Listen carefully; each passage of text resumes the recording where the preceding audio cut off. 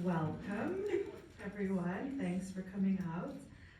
My name is Vernell Cloven-Duval. I am the Director of Constituent Relations at Olin College, and tomorrow actually is my 1-year anniversary. Wow. I just realized that today. So my role is I'm charged with engagement for alumni and parents. So doing events like this, and also Alumni and Family Weekend, and just keeping you connected to Olin, and I'm here to help. So please reach out at any time if you have any questions or you want to do one of these. We're always looking for speakers. For those of you who don't know, Frank Talks is an alumni series featuring inspiring and entertaining stories about the impact Olin alumni are having on society and the world.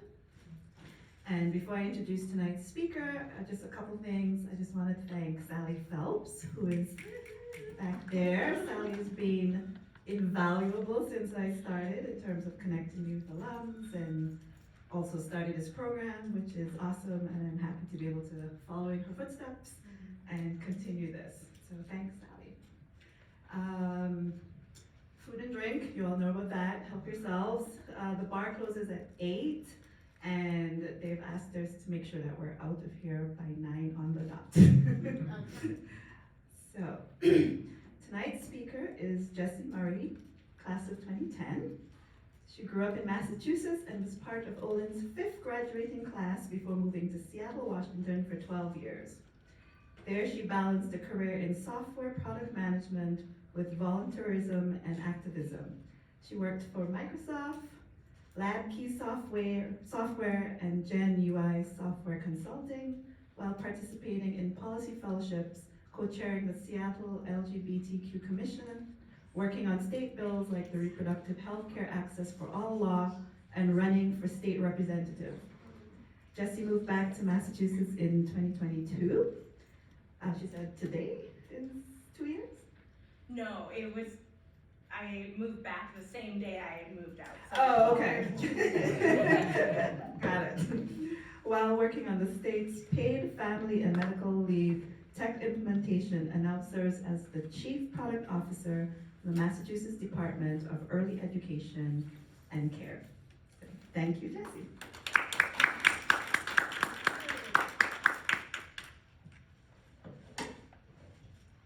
Thank you so much for coming out on kind of a gross, traffic-filled night. I really appreciate it. I hope if nothing else, the snacks are good. I want to leave you, my talk today is going to be basically twofold. One, I want to talk a little bit about how I got here, and I want to reassure you that if you have no idea where you are in your career or where you want to go, that is just fine. Two, I want to pitch Civic Technology as an option. I think especially Oliners are really well equipped for this line of thinking, and I find it to be the most meaningful work that I've had in my career so far. So just show of hands, who here is interested in civic technology? Cool. For those of you who aren't, thanks for being here anyway. So just to start a little bit with my background. So you heard some highlights. Honestly, the highlights make it seem more impressive than I think often the lived day-to-day really is. And so, you know, I came into Olin, this valedictorian, blah, blah, blah, of my high school. I was decidedly average at Olin. I was not the person that was gonna be, featured on the cover of Engineering Weekly or anything like that. I managed to get a job at Microsoft, but honestly, my performance reviews were only okay. I was not good at managing up. I found the environment really hard. There were times when I thought maybe I shouldn't be in product management. And now I'm Chief Product Officer, so apparently I was wrong about that. So if you're at a point in your career where it feels like I want to go this direction, but other people are maybe saying no, listen to yourself, not to them. because you know yourself better than anyone else. So, like we were talking about, I grew up here, I ended up in Seattle working for Microsoft. A lot of it was really helpful for my career later. I got to learn really the ins and outs of product from a really big professional organization where things were very much optimized for, you have sign-off processes, you don't have to reinvent the wheel. Things where I could just execute and learn from people who were really good at this.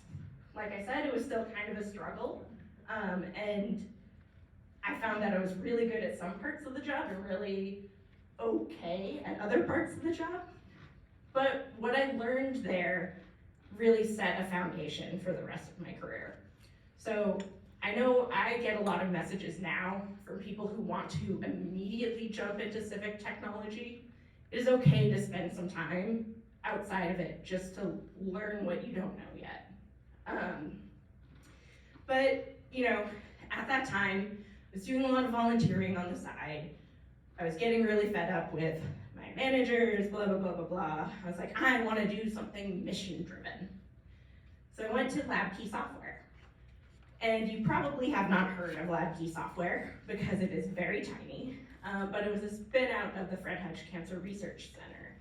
And so they fundamentally had an open source data platform for cancer, HIV vaccine, immunological researchers. And I got to work on some pretty cool projects there. In fact, I think one of the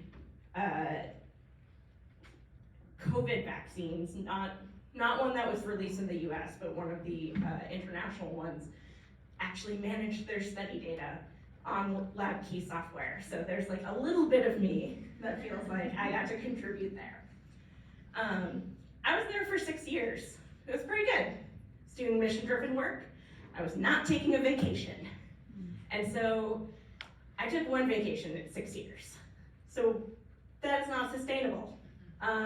So if you're someone who is interested in civic technology, in mission-driven work, remember, you need to take vacations. You can't sacrifice yourself at the altar of the mission, because it's cliche to say, but it's a marathon, not a sprint. And so I ended up moving on from LabKey, in part because I knew I could get a better vacation policy somewhere else, but in part because I also I'd gotten more involved in policy. I'd been doing this policy fellowship. I decided that I was going to challenge a 25-year incumbent in the state legislature, and actually probably would have had a pretty good chance if the pandemic didn't decide to hit a couple weeks after I declared. Still gave him a run for his money, got 11,000 votes. He got the most improved player from the local Urbanist magazine after that, because we had to push him on a lot of things. And so this was still a reminder that you can fail, but you can do a lot and you can learn a lot. And honestly, like, I didn't really want to be a politician. I just thought they were doing a bad job at coming up with laws. And that's when I realized, hey, there's a whole set of implementation that really matters that I can be part of, and I don't have to go like beg my friends for donations to my campaign to get that job. So I started applying for different civic technology jobs, and I ended up, I wasn't necessarily looking to come back to Massachusetts, but I think Massachusetts was looking to bring me back in a certain way, and that's how I ended up on the paid family medical leave program. And, a lot of what has driven me, whether it's been to run or to do, advocate for this or that, was my parents were originally teen parents. I was the second, so I like to joke that I was on purpose. A little off color, sorry. But I know that it was really hard for them. And there was a lot where I was able to make it kind of through luck. I lucked into a really good public school in Massachusetts. I lucked into the fact that my grandparents were really supportive and took my parents in when they were young with my brother. And being able to like get a basic education and support shouldn't be down to luck. And so I wanted to always make sure that the things that I was working on really helped people figure out, you know, when they become parents, whether they become parents, if they become parents, how do we support them and set them up for success? And so paid family medical leave was really exciting because this was a way to really guarantee that people who were about to, you know, whether it was an injury, an illness, or welcoming a child into their family, they would have support and they wouldn't fall off into, you know, a situation that has just gone off the rails in terms of debt, everything else. And so I felt really lucky that I could step into civic technology in a group that really had a meaningful, sorry, words escape me, that had a meaningful connection to my story. And so, not every bit of civic technology is going to necessarily, you know, tug at your heart sleeves the same way, but it's all really necessary. And right now, I'm sure many of you have dealt with government systems that have been really bad. And so what I was really proud of was, you know, we had it nice at the Department of Family Medical Leave. If I say DFML, talking about the department, PFML, the program. I'll try not to use too many acronyms though. But you know, the law had been passed relatively recently in Massachusetts, and so in a lot of ways we were starting from a green field. That is not usually what you get in government. That is not usually what you get even at a normal tech job. But that meant that we could really define how we wanted to do things. And I focus more on the employer side for the most part. Because in Massachusetts, you submit your application, your employer reviews it for accuracy. They say, oh no, Joan actually typically works 35 hours a week instead of 30. Or, you know, they might validate that your schedule is such and such and such. But I didn't necessarily feel like I was ever confined to the employer experience. So in a lot of ways, I was able to take pieces of the Olin curriculum, in particular, with me for user research in particular, because I knew that, one, we wanted to make sure that we were talking to a broad swath of people, because people, sometimes when you're working for Microsoft, you get a lot of techie people weighing in on your features. It is not just techie people who are going to be using your government tools. It is people who are techie. It is people who are, you know, medium. It's people who don't have any trust in the government at all. It's people who don't have connectivity at their home, who have to make sure that these things work over the phone during their lunch break. It is people who don't speak English as their first language. You're going to have the broadest swath of potential users anywhere if you're working in civic technology. And as Olin people, you have really the ability to be that, that person who's pushing to say, let's not just optimize the end-to-end experience for the people who are already here. let's think about why other people have faced barriers to getting to our tools to begin with. So one of the projects that I got to work on at DFML outside of the employer experience was actually interviewing people who were low income, who were disproportionately not applying for benefits. And it turns out that there were a lot of reasons why. Some of them were things that we could fix with technology, some of them weren't. So, you know, one easy thing, change our contact center hours, because not everyone works a 9-to-5 job. And so understanding that we needed to have support available for different populations at different times. We also needed to actually make it so that we could have a really authentic, translated end-to-end experience. We couldn't just do it on the web portal. We couldn't just do it with automated tools because sometimes they translate things really weird. But also you're sending out a lot of legal notices and you want people to be able to read them in their language instead of just having what we call the babble box on the bottom that said, this is important in about 20 languages to try to get someone to help them translate. We actually started sending notices in people's, preferred language.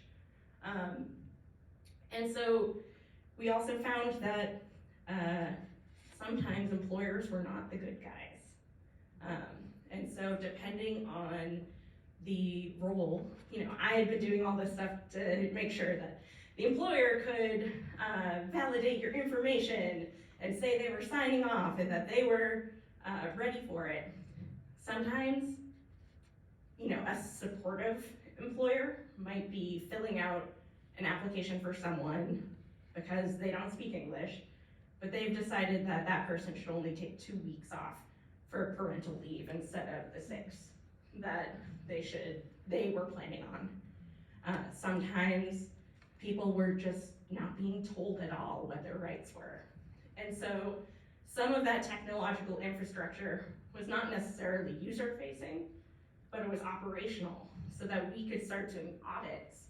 We could start looking at, hey, this business has a lot of employees and only 2 of them have taken paid family medical leave ever. Maybe we should look into that.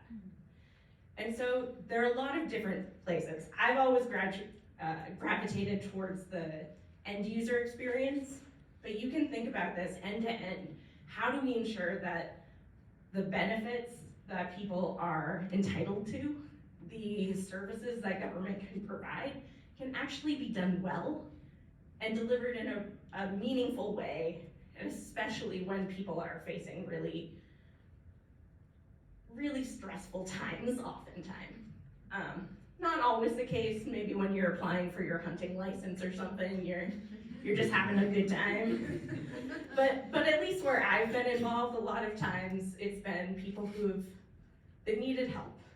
And what you want to do is make it so that they don't have to think about the experience. They just come up to you after and they say, hey, that wasn't so bad. So I was really proud that with paid family medical leave in particular, we took what was called a CSAT survey, so customer satisfaction. Government benefits, Massachusetts has a higher average CSAT score than most, but benefits delivery tends to be even lower. A lot of times for things like paid family medical leave or unemployment insurance is, I think, a lot of times the benchmark we would compare to. A lot of times that CSAT is in like the 30 or 40%. And that's the percent of people who say they are satisfied or very satisfied with their experience. We had 79% when I left, which was basically unheard of. Again, this was not me single-handedly, we had a green field, blah, blah, blah. But being able to talk to my friends who took parental leave and talk to them about their experience versus my brother who was on unemployment during COVID and got kicked off for several months because they thought Bank of America accounts were all sketchy. And so he just didn't get money for many months. I felt like we were doing a pretty good job. And so that's what brought me up to where I am now. One of basically the deputy director of the Paid Family Medical Leave program went to the Department of Early Education and Care. He described it as a tire fire to me, and I said, that sounds exciting. And he was like, we're looking for a chief product officer, and I'm not allowed to recruit, but if you applied on your own, that'd be pretty rad. And so I did. And it's a whole different experience. You know, with PFML, we had one system, different components. We had the claimant portal, we had the employer portal, we had the back end to manage employer exemptions, we had integrations to get, you know, data about your income, blah, blah, blah, but it was one system. EEC has about a dozen public-facing systems that are all on different platforms. I think my favorite one was built in 1995. I was trying to do just an inventory of all the systems, and I was like, I don't even know what technology this is built on, so I just put old.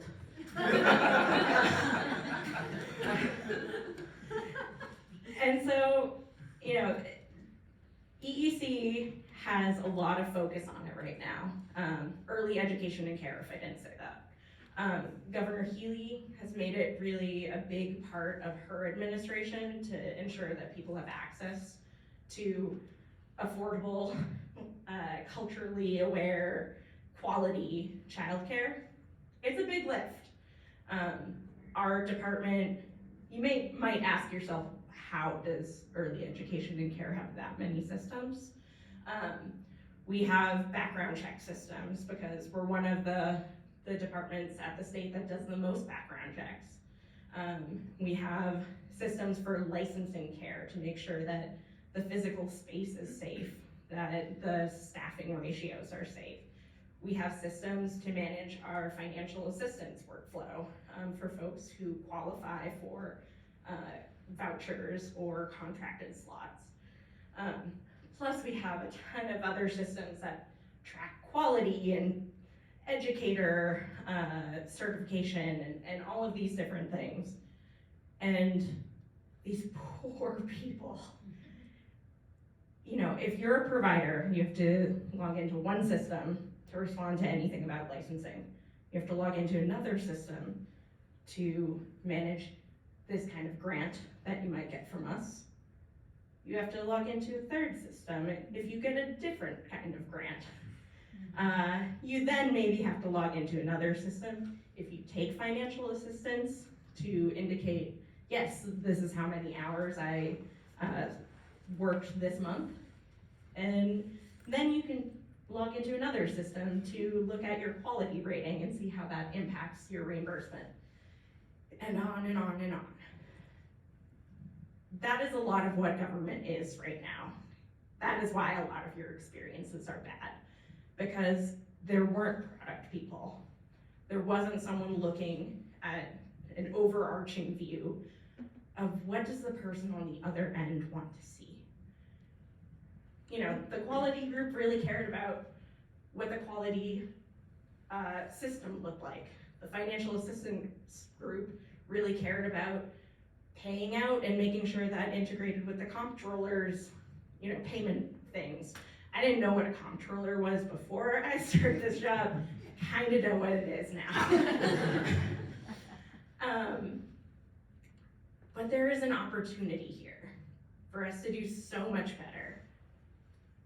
And sometimes, I don't know, when I went to Olin, I thought I was gonna like build some big robot that was going to somehow be a big robot that would save the world. It turns out you don't need to do something flashy to make a meaningful difference in someone's life. Sometimes you just need to make it so that they don't have to think about something when they're really stressed because they haven't slept because they have a newborn. And so, like I said, I fell into this. I believe Sally described my career as eclectic. And I think that's a nice way to put it. But I was really, the whole time, the classes I loved the most at Olin, the pieces I loved of my first Microsoft job, the pieces I loved at LabKey, it was always about thinking about what does the end user want? How can I be empathetic? How can I make this make sense for a person who is not me? And how can I make this world just a little bit better than it was yesterday? And so I have to tell you, I'm a little terrified of this year. I have some big projects that have a lot of visibility. The governor included one of my proposals in her press conference release about the IT bond bill, the Future Tech Act. And so there's a lot of eyeballs. But I feel like I have leadership that wants to make things more user-centric, that wants to invest the time and capital to make things right. And I think that we're at a moment in particular where there's a lot of momentum to think about how can we make this make sense. You know, a lot of people had to deal with unemployment systems during COVID, probably a lot of other systems,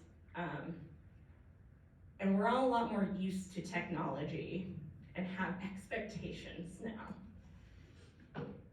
And I think that, you know, I heard tire fire and I ran towards it. I see a tire fire as a big opportunity.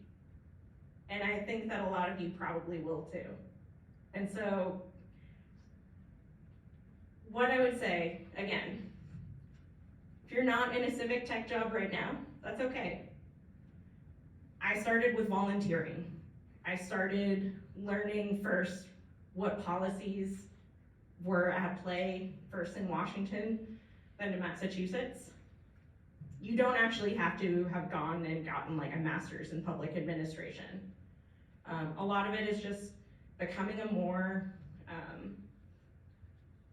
engaged citizen at the local level, or in that one issue you really care about. You know, for me, it's been a lot about families, especially because of my own experience, but it might be, you might be a climate change person and a transit person. You might be someone who really cares about housing. I actually know that the housing agency is going to be hiring for products soon. It might be healthcare. There are going to be a lot more roles like this popping up.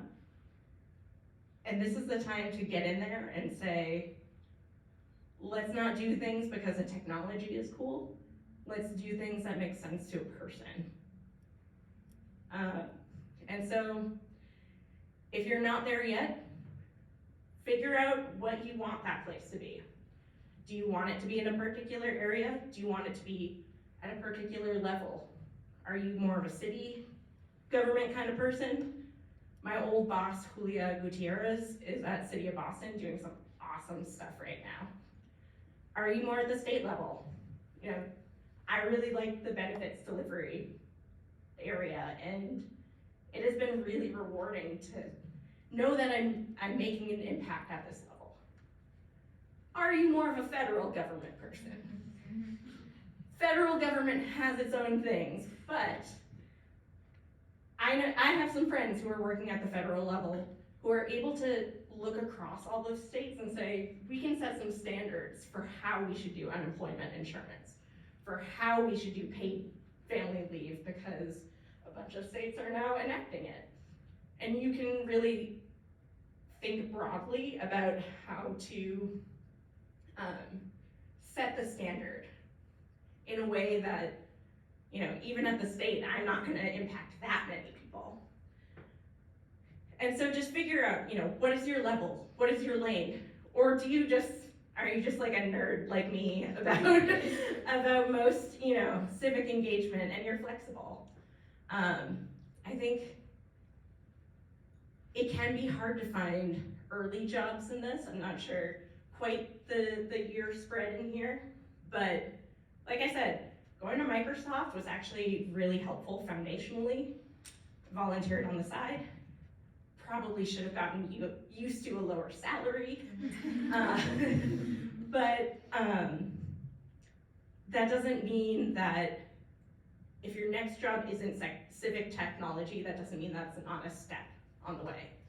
And there are also a lot of really cool volunteer opportunities out there. Things like US Digital Response, if you go on Idealists, there are lots of hackathons where you can just get a taste. And so I think from my perspective, if you want to find these jobs, sometimes I just started looking up specific governments to see if there was anything technology related, because they're not always going to be on the same job boards. There are some good job boards out there now, like Code for America has a good job board, etc. I'm happy to follow up with people on, your particular search, where you are, how you can jump in. But I think for me, what I really wanted to reiterate here is, one, you don't have to build a giant robot just because you went to Olin. You can do something that feels a little quieter, but for me, feels really meaningful and impacts a lot of families' lives. It's also okay if you take a convoluted path there, because just learn each step of the way. And like I said, listen to your gut. Sometimes you have bad managers, that's not your fault. But I think Olin students in particular are well suited for this sort of thing because of the way that we can think about empathy, think about how the policy might impact the business processes that impacts the software, and just be a little creative, be a little learn by doing. I don't know if you still do spiral learning. Probably spiraled a lot at government. But you all can be civic technologists, whether that's your job, whether that's your volunteerism, or whether that's just becoming an advocate for, your particular issue and donating your completely unrelated technology job money to it. There are a lot of ways to have an impact, and I'm really excited that you all came here and that we can connect. So I think that was about half an hour. Yes. I'll be around for a while, so I'm happy to have one-on-one talks with folks. I know there are some other folks in here that are already in civic tech that I'm not going to volunteer by name, but would probably be excited to also talk to you. But this is a really cool spot that I feel like I ended up in. It made the whole circuitous path worth it. So thank you.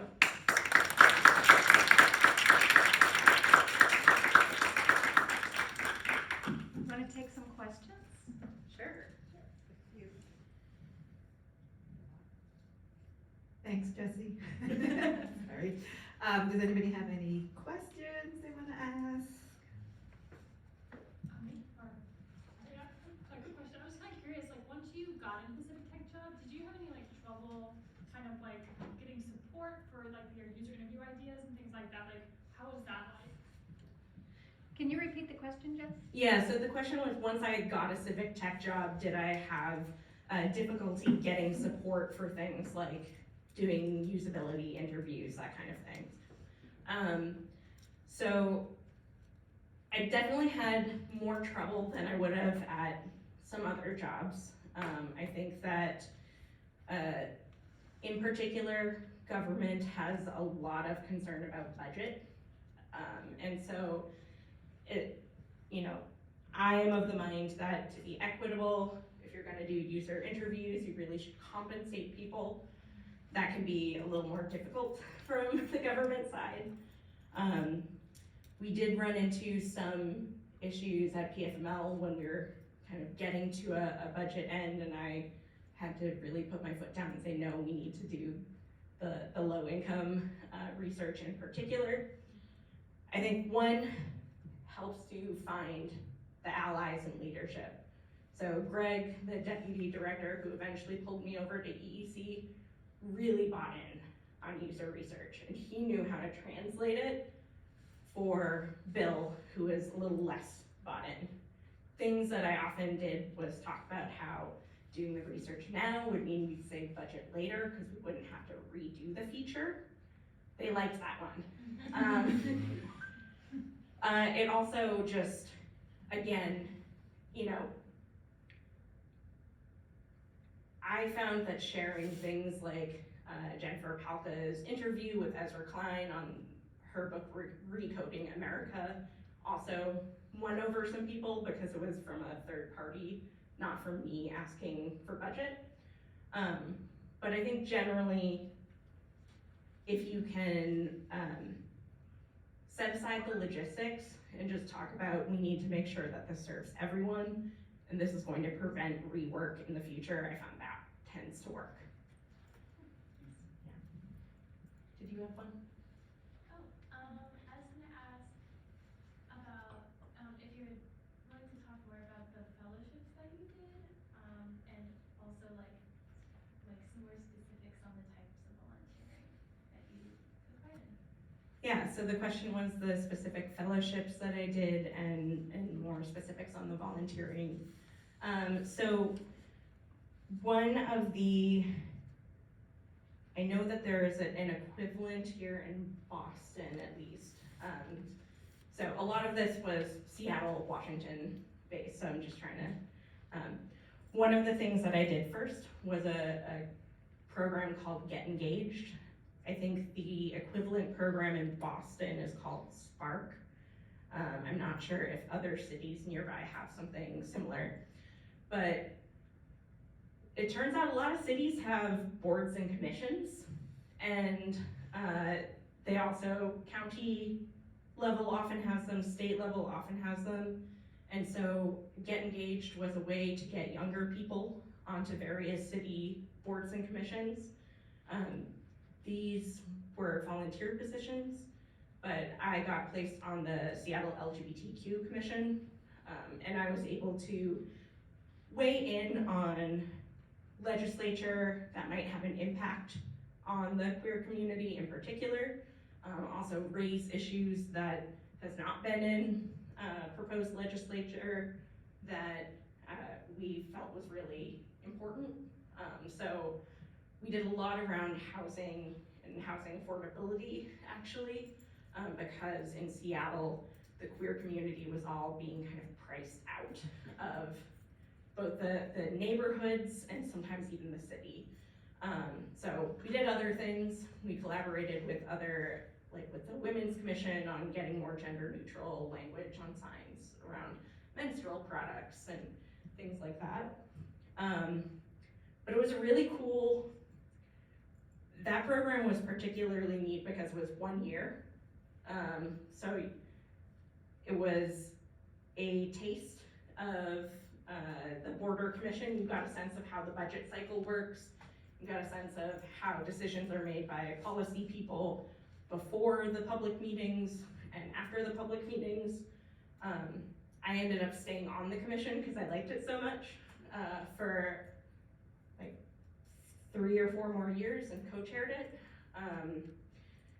From there, I also did a policy fellowship that was specific to Washington, called the Institute for a Democratic Future. It took us to different parts of Washington state, and we learned about issues that were specific to those. You know, Yakima Valley has a lot of migrant farm workers.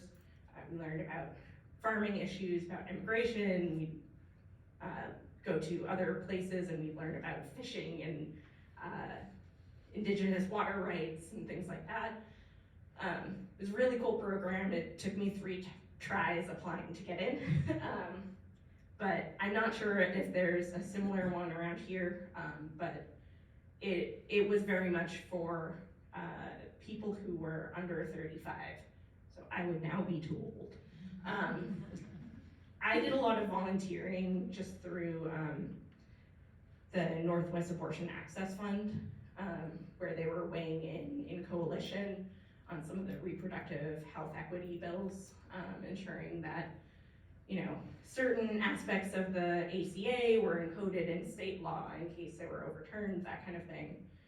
It turns out that if you're just like an organized person who is used to deep diving into different areas, you know, I didn't have a ton of bio background before I went to LabKey, and then I just like learned a lot there. If you're that kind of person, getting involved in policy work, they will welcome you. I kept that coalition organized. I reminded them what we had already agreed to. There are lots of opportunities out there, either to do like the more formal boards and commissions work, or to do like get in with the grassroots orgs that are coalition thing. Happy to follow up more, but I feel like I did a lot of random stuff. Sally. So Jessi, I feel like you're running for office is one of the coolest things our alumni have done. All of you notwithstanding. And I loved your rationale, which is this guy wasn't doing too well.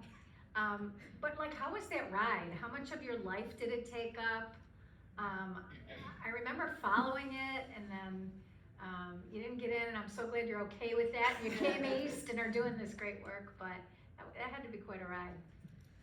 Yeah, running for office was quite a ride. It did take up basically all of my non-work hours, which was kind of good at the beginning of the pandemic, because like it seemed like everyone was real bored. I hit my bread baking stage like after the primary. I would say there was a lot where some of it was easy, because there are things you care about, and you can speak about why you care about them and why they're important. I don't consider myself really a natural public speaker per se, but I got really used to talking about why it mattered that we had more renters in the state legislature, why it mattered that we invest in transit now, and why that meant I needed to ask you for money to keep my campaign going. There was a lot that was hard. I know that the first article about my candidacy had fat jokes in the comments. Not great. I know that, you know, as someone who has experienced sexual assault, felt like I was constantly kind of ripping my traumas open and using it to justify why am I running. This guy was really bad at the sex ed bill. It would have impacted people like 18-year-old me. That can be a lot. People sometimes ask me if I would do it again. I'm glad I did it. I feel like it served a purpose. Like I said, I don't need to be a politician. If it turned out that, you know, my state legislator was being a doofus again, I might try to recruit someone else first. But I might do it if it seemed like I would be the best equipped. Like I said, it was tough. During the pandemic, there was a particularly heartbreaking endorsement that if one newspaper had gone my way, instead of pretending I didn't exist so that they could endorse a protest vote of someone who wasn't really running, this whole thing, probably would have gotten through the primary, and the incumbent had gotten less than 50%, so I possibly could have unseated him. The protest vote person did get through, had no idea how to run a campaign, got crushed in the general. But like I said, glad I did it. I took the wins from it that I could. I think it really did help me personally as well in terms of figuring out that civic technology was where my heart wanted to be. And I will, forever love that moment when my old campaign manager texted me the most improved player link and said, "We did that."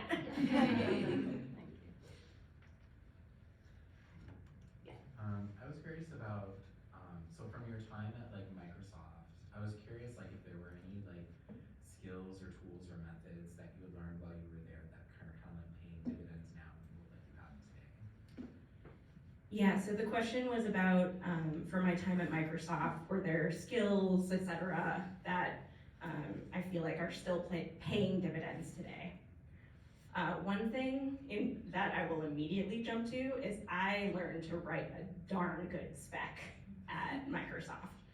At LabKey, I was not the first program manager there, but I basically, in me joining, we now had a program management team. And so the first thing I did was implement a spec template, leaned heavily on my Microsoft spec template. Now trying to get my team at EEC to write consistent spec, which my new hires, totally on board with. Some of the folks who've been doing this for a while, a little more hesitant, still leaning on basically the same way. In particular, breaking out what problems are we trying to solve from how are we trying to solve it. I have found that business stakeholders, whether they are just your Microsoft peers, whether they are scientists that I was working with at LabKey, whether they are the head of a specific program at government, they will want to get into the details of like exactly what the text is and where a button is and blah, blah, blah, and they don't necessarily know what UX is.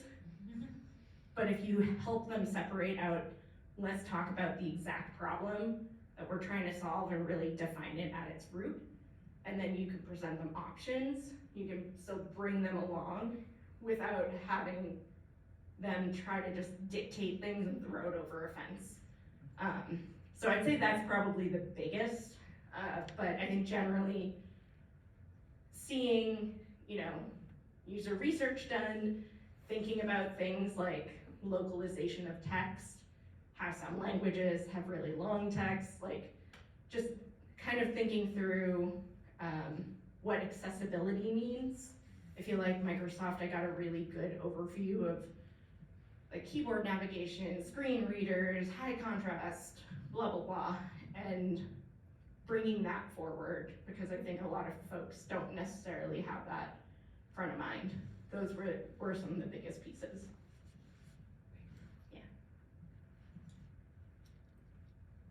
So it seems like you have a lot of like leadership experience in kind of like the various things you've been doing. Like both running for office, that's a really incredible thing in terms of like you have to convince a lot of people with different kind of thoughts on how to do things, and followed by like your work with the government and such to do various things. How exactly do you like get people, or like how did you end up getting a lot of people like aligned with your vision and kind of like leading slash whatnot? So the question was that I have a lot of leadership experience, and how have I managed to actually get people aligned with a vision as part of that? And I think the first part of it is just listening to people. If you just try to lead without hearing what other people have to say, they're not gonna follow you. Like, even if they agree sometimes. And I find that is the case from kind of the, individual, like I'm a manager now, trying to get one of my team members to go along with some changes, and she's really hesitant.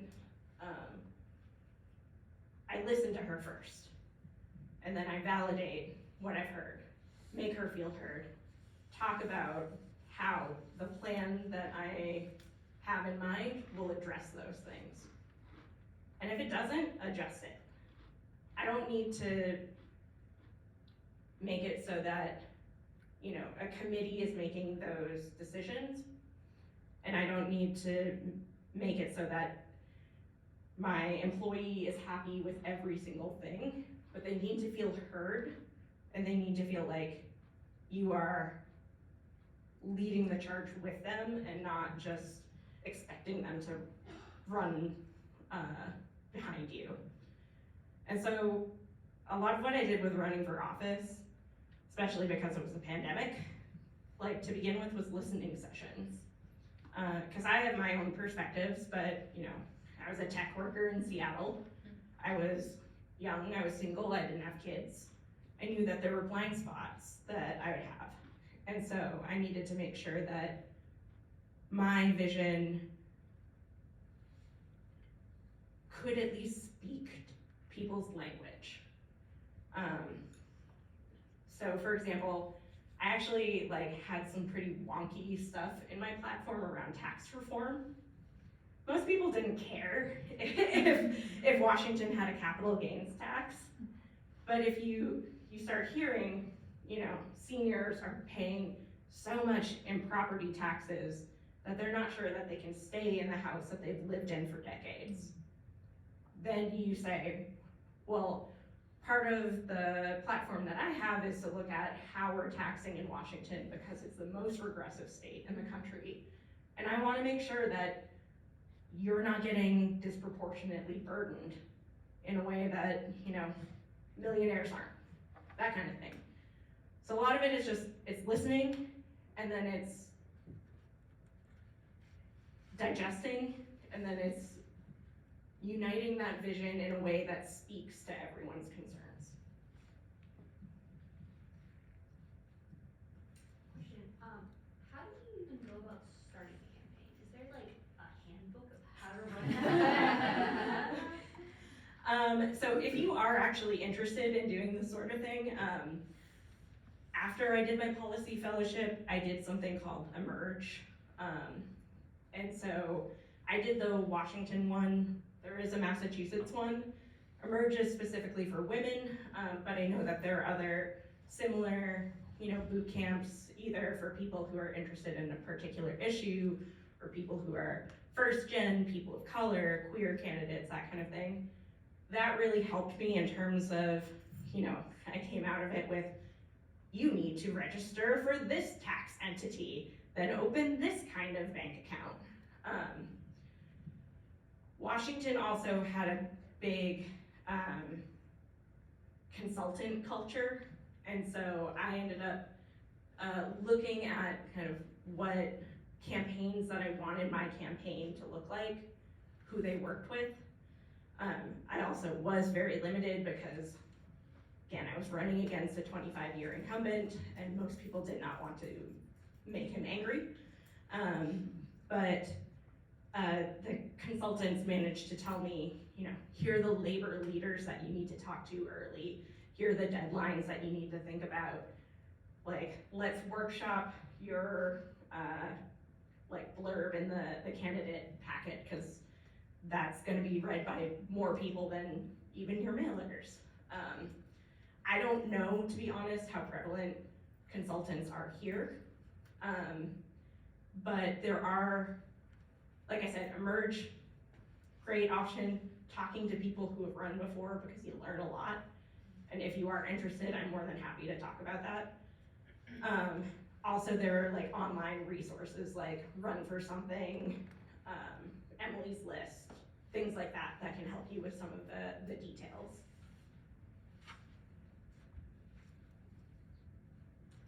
It sounds like there's a big push for more product in Massachusetts, which is great. Heard that the state is putting on a hiring freeze, at least temporarily. I'm curious where you've seen bright spots emerge and maybe other levels of government, or even at the state level, like things to look out for. Yeah, that is a great question. So the question was, you know, I was talking about product management in Massachusetts, but there's been news about a hiring freeze, and what does that mean, and are there other places to look as well? So I will preface this with, I don't have exact talking points from my department, so don't tell my department if I use the wrong words. My understanding is they are referring to it as a hiring chill. What that means is, I had one position that was most of the way through the process. I've applied for a waiver so that we can finish that hiring. I have another position that I posted and was about to do resume review on. That's gonna get pushed out to the beginning of the fiscal year, which is July 1. So I anticipate that a lot of these, so you were able to apply for a waiver if you really needed the position now. Otherwise, they'll probably be deferred to the beginning of the fiscal year. My guess is that there will still be a good amount of hiring at the beginning of the fiscal year. It's mostly been that the budget got a little wonky this year. And so that's not actually that far away. I'm actually, like I said, I'm talking to someone from the housing side about developing more junior product roles for their group tomorrow. But like I said, City of Boston doing some really amazing stuff. Julia Gutierrez in particular, really great. You also can potentially work on Civic Tech. I think that MBTA might still be hiring. Yeah. Not product, okay. There are also the group I started with. Technically, I was hired in by Mass Digital, who then allocated me 100% to PFML. And so Mass Digital, I think, is still hiring for some roles around potentially product, user research, that kind of thing. They're really, a lot of these agencies don't have the need for someone full-time forever, but Mass Digital can go in, help them with a specific project, and then, move on to the next one. That's also an interesting place to be if you want kind of a taste of different departments. There are also organizations that are not specifically government, but work with government. So there are a lot of vendors. So I worked with NAVA, for example, on PFML. Seems like a really amazing place to work, and you would get to have some flexibility in terms of which projects you're working on, things like Code for America, US Digital Response, that kind of thing. Generally, I think you can look at the some of the civic technology job boards, and you'll still find some good options. Also, my previous boss, Greg, got poached to Minnesota to start their PFML program, so if anyone wants to move to Minnesota, he is a fantastic boss and he's looking for awesome product people, so I'll put you in touch. Okay, so I think we're good on question and answer, but like I said, I'll be around for a little while, happy to talk one-on-one. Sally and Bruna will have my email if you want to follow up with me. We only have 25 minutes left of the bar, so you should get it right when you can. But thank you again for coming. Really appreciate you spending a Thursday night with me.